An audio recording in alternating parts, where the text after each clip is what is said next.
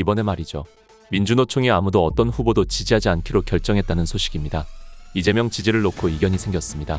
한국노총은 이재명 쪽으로 방향을 정했습니다. 하지만 중앙노조와 별개로 단위노조에서는 개별적으로 김문수 후보를 지지하는 그런 개별 노조가 많이 생겼습니다. 민주노총이 문제였는데요. 민주노총은 지금까지 보통 민주노동당 또는 진보당을 또는 정의당을 지지해왔습니다. 그런데 이번에 민주노총이 어떤 대선 후보도 지지하지 않기로 결정을 했다는 것입니다. 정부 민주노동조합 총연맹 민주노총이 6월 3일 대선에서 특정 후보를 지지하지 않기로 결정했다는 소식입니다. 민주노총에 따르면 중앙집행위원회에서 진보정당 후보 및 진보정당과 연대연합을 실현하는 후보를 지지한다를 대선 방침으로 결정하는 안건이 재차 논의됐으나 결론 없이 종결됐습니다. 민주노총은 그때도 중앙집행위원회를 열었으나 똑같은 안건을 논의했지만 역시 결론을 내지 못한 바 있습니다. 결론을 내지 못한 것이죠. 특히 진보정당과 연대연합을 실현한 후보를 지지한다는 부분에서 갈등이 빚어졌습니다. 이번 방침이 통과되면 진보당 김재현 후보가 사퇴하면서 지지를 표명한 더불어민주당 이재명 후보를 지지하는 것이 가능해져서 일부 의원이 반대한 것으로 알려졌습니다. 오늘은 김재현 진보당 후보를 지지하는 것으로 민주노총은 정할 수 있습니다만 진보당과 연대한 이재명 후보를 지지하는 것에 대해서는 많은 의원들이 반대하는 것으로 전해지고 있습니다. 유일하게 남은 진보정당 후보인 민주노동당 권영국 후보를 지지할 것인가 여부에 대하여 논의가 있었으나 권영국 후보가 사퇴할 경우 같은 문제가 발생할 수 있어 결론을 내지 못한 것으로 전해졌습니다. 민주노총은 역대 대선에서 진보당과 정의당 등 진보정당을 지지했으나 민주당을 지지한 적은 한 번도 없었습니다. 민주노총이 진보당이 이번에 대선 후보를 내지 않으면서 사퇴를 하면서 민주노총이 어디를 지지할지 여러 가지 의견이 있었으나 진보당과 연대한 민주당을 지지하지 않기로 결정을 내렸습니다.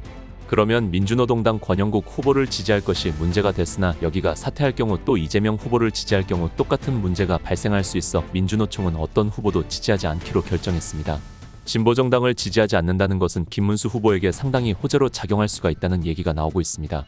특히 한국노총에서도 말이죠. 지금 단위 노조에서는 김문수 후보를 지지해야 한다. 더군다나 김문수 후보가 노동계의 전설이고 노동운동을 한 선배라는 점에서 김문수 후보를 지지하는 그런 단위 노조가 많은데요.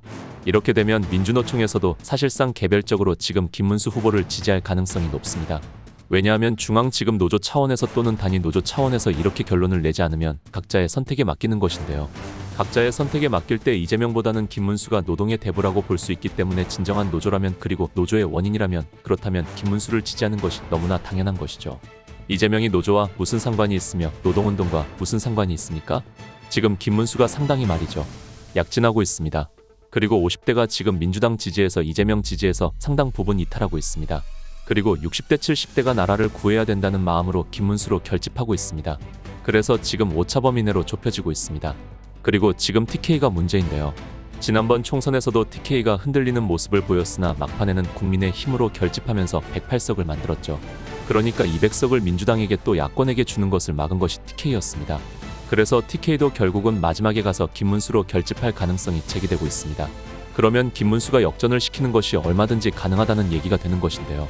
이준석이 어떻게 나올지는 정확히 알 수 없으나 이준석이 계속해서 단일화는 없다고 얘기하면서도 안철수하고 만나고 단일화를 추진하고 있는 안철수와 연대 가능성을 열어놓고 있기 때문에 그리고 김문수가 모든 것을 지금 열어놓고 어떤 방식으로라도 단일화를 하겠다고 100% 국민 경선제까지 지금 채택하겠다고 말하고 있기 때문에 막판 단일화 가능성이 열려 있습니다. 그리고 무엇보다도 고무적인 것은 이재명이 지금 한계를 보이고 있다는 사실입니다. 그러니까 50%를 넘는 그런 조사도 나왔습니다만 그거는 과도기 과정에 불과한 것이고요. 지금 이제 이재명의 지지율이 46%에서 47%에 갇혔다는 겁니다.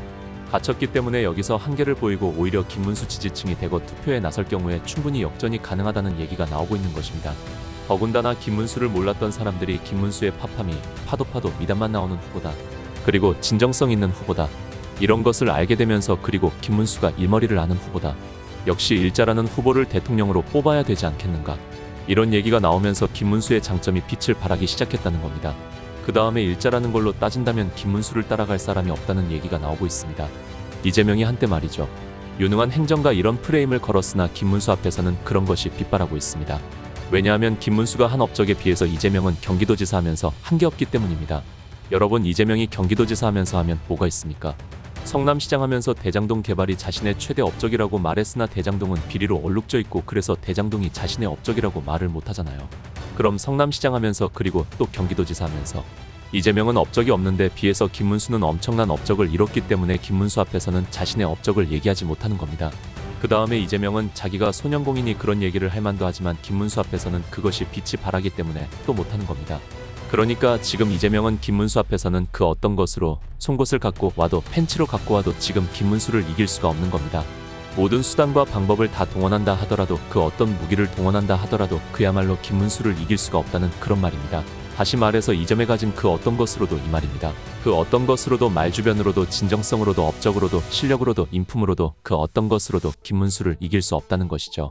그렇기 때문에 김문수가 충분히 역전이 가능하다는 얘기가 나오는 겁니다. 그러니까 1대1 상품성에서 김문수의 상품성이 탁월하다는 얘기가 나오고 있습니다. 그런 가운데 민주노총이 그 누구도 지지하지 않는다는 이런 선언은 사실은 이거는 김문수한테 유리합니다. 왜냐하면 민주노총은 모르는 사람들은 당연히 민주당을 지지하는 것으로 알거든요. 그전에도 민주노총이 사실 민주당을 지지하지는 않고 그 진보정당이라는 걸 지지해왔지만 그래도 또 상당 부분은 민주당으로 빠져나갔습니다. 만약에 민주노총이 전부 다 진보정당을 지지했으면 그렇게 표가 안 나오겠습니까? 어쨌든 간에 형식적으로는 그렇게 진보정당, 정의당이나 이런 정당을 지지해왔는데 이번에는 민주노총이 형식적으로 지지정당을 정하지 않겠다는 겁니다. 그러면 김문수 후보에게 상당히 이점이 있다는 것이죠. 다음 시간에 뵙겠습니다. 정성산TV 좋아요, 구독, 알림 설정 부탁드립니다. 감사합니다.